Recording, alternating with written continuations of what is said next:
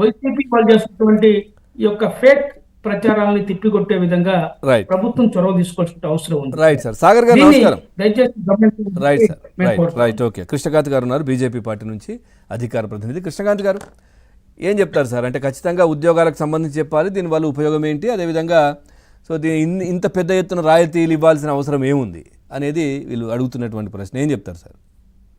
Sir, ముందుగా మీకు ABN ప్రేక్షకులకి మరియు ప్యానల్ ఉన్న పెద్దలకందరికీ నమస్కారం అండి. సార్ సార్, ఇప్పుడు మన ఇద్దరు ప్యానలిస్టులు, గౌరవనీయ ప్యానలిస్టులు చెప్పిన వాళ్ళ యొక్క డిబేట్ పాయింట్స్ విన్నాను నేను. వాళ్ళు అడిగిన క్వశ్చన్ ఒక విధంగా ఇవాళ రోజు వైసీపీ కానీ వీళ్ళందరూ కానీ కూడా పరోక్షంగా ప్రత్యక్షంగా అడుగుతున్న క్వశ్చన్స్. సరే, జనాల్లో కూడా కొద్దిగా అనుమానాలు ఉండొచ్చు. ఇవాళ రోజు నేను అవి ట్రై చేస్తాను తీర్చడానికి. ఫస్ట్ అండ్ ఫార్మోస్ట్ థింగ్, మనం గత ప్రభుత్వం చూసుకుంటే ఒక చిన్న పంచ్ లైన్ తో స్టార్ట్ చేస్తాను. ఎందుకంటే గత ప్రభుత్వం వైసీపీ పాలన మనం చూసుకుంటే వైజాగ్ అంటే జీ ఫర్ గంజాయి అయింది. అలాంటిది ఇవాళ రోజు కేవలం ఈ 4 నెలల్లోనే మా కూటమి ప్రభుత్వం వచ్చిన తర్వాత వైజాగ్ అంటే జీ ఫర్ గూగుల్ అయింది గంజాయి నుంచి. That is the first thing. Okay, so ఇవాళ రోజు మనం గూగుల్ అనేది ఒక ప్రతిష్టాత్మకమైన కంపెనీ. అదేంటంటే మన జీవితంలో ఒక ఇమిడిపోయిన ఒక కంపెనీ అది. అంటే మనం పొద్దున్న లెగిస్తే Google Chrome, YouTube videos, Google Maps, ప్రతిదీ గూగుల్ మయం అయిపోయింది మన జీవితం. అలాంటి ఒక డైలీ జీవితంలో ఇమిడిపోయిన ఒక పెద్ద కంపెనీ, ప్రతిష్టాత్మకమైన company, which doesn't have any international AI data centre. అంటే ఇప్పుడు వరకు ప్రపంచంలో అమెరికాలో తప్ప వాళ్ళకి ఇంటర్నేషనల్ ఏఐ డేటా సెంటర్ అనేది ఎక్కడ పెట్టలేదు.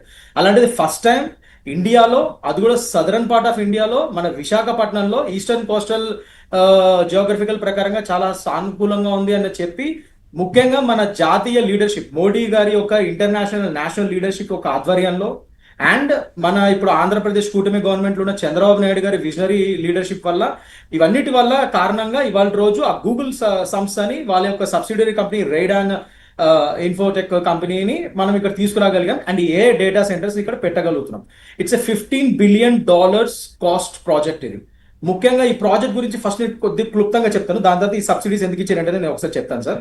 ఈ ప్రాజెక్ట్ ఏంటంటే ముఖ్యంగా ఈ a data centers and cloud technologies combination లో ఒక ప్రతిష్టాత్మకమైన ఒక డేటా సెంటర్స్ ని వీళ్ళు తయారు చేస్తున్నారు. ఎందుకంటే ముఖ్యంగా మన ఇండియా ఈ గత 5 ఏళ్లలో చూసుకుంటే లో కాస్ట్ డేటా, అంటే ఈ ఇంటర్నెట్ సదుపాయాలు ఏవైతే ఉన్నాయో చాలా లో కాస్ట్ లో ఇవ్వగలిగిన ఏకైక దేశం ఇప్పుడు ప్రపంచంలో ఏదో ఉందంటే ఇంటర్నెట్ సర్వీసెస్ చాలా తక్కువ కాస్ట్ లో, అది ఇండియా మాత్రమే. సో అది మన యొక్క greatest advantage. All thanks to Modi's governance. ఆయన తీసుకొచ్చిన ఆత్మనిర్భర్ భారత్ కానీ, డిజిటల్ ఇండియా కానీ, మన యూపీఐ పేమెంట్స్. అసలు మన UPI payments digital India first time చెప్పినప్పుడు, మోడీ గారు 5 ఏళ్ల క్రితం చెప్పినప్పుడు కరోనా టైంలో ఇది ఎక్కువ చేయండి అంటప్పుడు ప్రతి ఒక్కరు నవ్వారు కూడా, అంతకుముందు కూడా నవ్వారు. బట్ ఇవాళ రోజు మనం పొద్దున్న లెగిస్తే యూపీఐ పేమెంట్స్, జీపేలు, ఫోన్ పే లేకపోతే బతకలేకపోతున్నాం. అసలు జేబుల్లో డబ్బులు క్యారీ చేయడం కూడా మర్చిపోయిన రోజులు ఇప్పుడు. అలా అంత టెక్నాలజీ అంతా ఇమిడిపోయింది. అంటే ఒక మోడీ గారి విజనరీ థింకింగ్ చూడండి. ఆయన చెప్పింది ఆ రోజు నవ్వితే అపోజిషన్ పార్టీ వాళ్ళు, ఇవాళ రోజు ప్రపంచం మొత్తం అదే పాటిస్తుంది. అండ్ ప్రపంచ దేశాలు ఇప్పుడు స్టడీ చేస్తున్నాయి అది, ఆ మోడల్ని. అసలు డిజిటల్ ఇండియా ఎలా అయింది, ఇంత పెద్ద జనాభా ఉన్న దేశాన్ని ఎలా చేసాడు ఆయన, ఎలా ట్రాన్స్ఫార్మ్ చేశాడు డిజిటల్ ఇండియా కింద ఈ ఫోన్ యూపీఐ పేమెంట్స్ అని చెప్పి. So in the same way, అదే విధంగా ఒక విజనరీ థింకింగ్ తో ఇప్పుడు మనకు తెలుసు ఆర్టిఫిషియల్ ఇంటెలిజెన్సే ఇక నెక్స్ట్ ఫ్యూచర్ జనరేషన్ అని. ఇవాళ రోజు చూసుకుంటే మనం పొద్దున్నేసే గ్రాక్లు, చాట్ జీపీటీలు, ఇంకా బీయింగ్ అన్ అడ్వకేట్, సార్ కూడా ఒప్పుకుంటారు, నేను కూడా ఒక అడ్వకేట్నే. సో మనం పొద్దున్న లేగిస్తే మేము కూడా ఇప్పుడు మా కేస్ లాస్ కానీ, సైటేషన్స్ కానీ, ఇంకా ఏమైనా అర్జెన్సీ ఉన్నప్పుడు I'm also using chat GPT. టెక్నాలజీని అట్లా మన ప్రతి దినదినంగా యూజ్ చేస్తున్నాం. సో ఏఐ అనేది ఇప్పుడు మనం శాసించబోతుంది నెక్స్ట్ జనరేషన్, ఈ జెన్జీ, మన రానున్న జనరేషన్ కి అందరికీ కూడా ఏఐ డ్రివెన్ జనరేషన్ ఇదంతా. సో ఆర్టిఫిషియల్ ఇంటెలిజెన్స్ అనేది ఇప్పుడు మొత్తం ఒక గేమ్ చేంజర్ అవ్వబోతుంది రానున్న జనరేషన్స్ లో. సో అందుకని హలో మాట్లాడండి. సో అందుకనే ఈ గూగుల్ ఏఐ డేటా సెంటర్ అనేది ఇక్కడ ఎస్టాబ్లిష్ చేసి దీనివల్ల ఒక ఎకో సిస్టమ్ ని ఎస్టాబ్లిష్ చేయబోతున్నారు ఆంధ్రప్రదేశ్ లో. అంటే ఇది ఒక మన గవర్నమెంట్ పబ్లిక్ పాలసీస్ ని ఒక ఏఐ ద్వారా మార్చుకోవడమే కాకుండా, అట్ ద సేమ్ టైం ఇక్కడ హ్యూజ్ డేటా డ్రివెన్ సెంటర్స్ ని ఈ ఏఐ డేటా సెంటర్ ద్వారా మనం నిక్లిప్షపరిచి ఇక్కడ పెంపొందించి, దాని తర్వాత ఈ ఈకో సిస్టమ్ ని డెవలప్ చేసి లోకల్ బిజినెసెస్ కి వాటికి కూడా ఉపయోగపడే విధంగా ఏఐ డేటా సెంటర్ గూగుల్ ద్వారా వాటికి కూడా టెక్నాలజీని అందించే విధంగా. సో దానివల్ల ఏంటంటే ఐటీ కంపెనీస్ ఇంకా ఇక్కడ ఇంత టెక్నాలజీ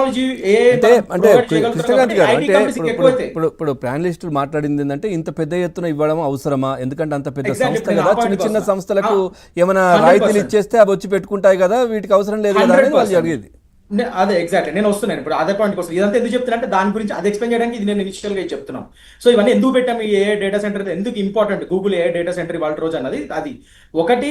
ఇది మనం చూస్తే సి సబ్లింక్ కేబుల్స్ ద్వారా కూడా ఇప్పుడు విశాఖపట్నంలో మన సముద్రం ఉంది, ఆ లింక్స్ ఏదైతే మనం ఈ డేటా కేబుల్స్ ఎస్టాబ్లిష్ చేస్తున్నామో అది సి సబ్లింక్స్ ద్వారా కూడా అండర్ వాటర్ మనం ఆ లింక్స్ ని ఆ కేబుల్స్ ని ఫైబర్ ఆప్టిక్స్ ని ఎస్టాబ్లిష్ చేసి ప్రపంచాన్ని మొత్తానికి, అంటే విశాఖపట్నం కేవలం ఇండియా మొత్తానికి డేటా హబ్ సెంటర్ అవ్వట్లేదు, ప్రపంచం మొత్తానికి డేటా హబ్ సెంటర్ అయ్యే విధంగా మనం ఇది ప్లాన్ చేస్తున్నాం. ఫస్ట్ థింగ్ అది. అండ్ ఇందాక మిత్రులు అడిగినట్టు ప్యానల్ తోటి గౌరవనీయ ప్యానలిస్టులు అడిగినట్టు గూగుల్ అనేది చాలా పెద్ద సంస్థ, it's multi corporation company, multinational company, దానికి మళ్ళీ రాయితీలు ఎందుకు, స్టార్ట్అప్స్ కి ఇవ్వచ్చు కదా అంటారు, కరెక్టే. కానీ ఇవాళ రోజు గూగుల్ కి ఇస్తేనే ఈ గూగుల్ అనే సంస్థ ఇంతకు నేను ఇదంతా ఎందుకు చెప్పుకోవచ్చాను, ఏఐ డేటా సెంటర్లు ఇవన్నీ ఏంటి, ఇది ఒక టెక్నాలజీ ఇన్ఫ్రాస్ట్రక్చర్ ని డెవలప్ చేయడానికి ఈ కంపెనీ వస్తుంది వాళ్ళ రోజు. వైజాగ్ లో ఒక ఐటీ హబ్ కింద ఇంక్లూడింగ్ ఆంధ్రప్రదేశ్ మొత్తాన్ని అండ్ దీని నుంచి ఇండియా మొత్తాన్ని కూడా ఒక ఐటీ హబ్ ఇన్ఫ్రాస్ట్రక్చర్ కింద డెవలప్ చేయడానికి ఈ గూగుల్ ఏ డేటా సెంటర్ ఉపయోగపడుతుంది. దానివల్ల వైజాగ్ చుట్టూతో, ఆంధ్రప్రదేశ్ చుట్టూతో ఒక ఐటీ హబ్ ఏర్పడి, ఒక ఇకో సిస్టమ్ ఏర్పడి ఈ గూగుల్ ని చూసుకొని ఇది ప్రొవైడ్ చేసే టెక్నాలజికల్ సర్వీసెస్ ని బేస్ చేసుకొని మిగతా స్టార్ట్అప్స్, సార్ అంటున్నారు కదా స్టార్ట్అప్స్ కి ఎంకరేజ్ చేయండి, స్టార్ట్అప్స్ కి ఎట్లాగా ఎంకరేజ్ చేస్తాం, కానీ ఆ స్టార్ట్అప్స్ కి టెక్నాలజీ పరంగా ఇంకా యాక్సిడెంట్ వాళ్ళు తొందరగా డెవలప్ అవ్వాలి, స్టార్ట్అప్స్ తొందరగా డెవలప్ అయ్యి తొందరగా వాళ్ళు పుంజుకోవడానికి ఈ టెక్నాలజీ హెల్ప్ చేస్తుంది గూగుల్ ఏ డేటా సెంటర్. సో అదొకటి. ఇంకోటి సార్ అదొకటి. ఇంకోటి స్టార్ట్అప్స్ కి ఇవ్వచ్చు కదా అంటారు, స్టార్ట్అప్స్ కి ఎట్లాగో రాయితీలు ఉంటాయి, కానీ స్టార్ట్అప్స్ ఇప్పుడు మీరు ఇది ఇచ్చినంత మాత్రం ఎంత తొందరగా డెవలప్ అయ్యి ఎంత ఫాస్ట్ గా వాళ్ళు జాబ్స్ ఇవ్వగలుగుతారండి. అంటే ఇప్పుడు అదే ఒక గూగుల్, మైక్రోసాఫ్ట్ ఇలాంటి పెద్ద సంస్థలు అయితే మన గవర్నమెంట్ ఇప్పుడు ఐటీ పాలసీ ఏంటి, AP IT and GCC policy 4.0 ప్రకారం మనం నడుస్తున్నాము. 2020 ఈ 5 ఏళ్లలో 5 లక్షల ఐటీ జాబ్స్ క్రియేట్ చేయాలని మన మెయిన్ ఒప్పందం. ఈ 5 లక్షల జాబ్స్ కేవలం ఒక స్టార్ట్అప్స్ తో రాదు కదా, గూగుల్ లాంటి పెద్ద సంస్థలు దాన్ని చూసి next Microsoft, TCS, Cognizant, Accenture ఇవి కూడా వస్తున్నాయి. సో వాళ్ళందరూ కూడా వస్తే అప్పుడు మనం 5 లక్షల జాబ్స్ క్రియేట్ చేయగలుగుతాం. స్టార్ట్అప్స్ రాయితీ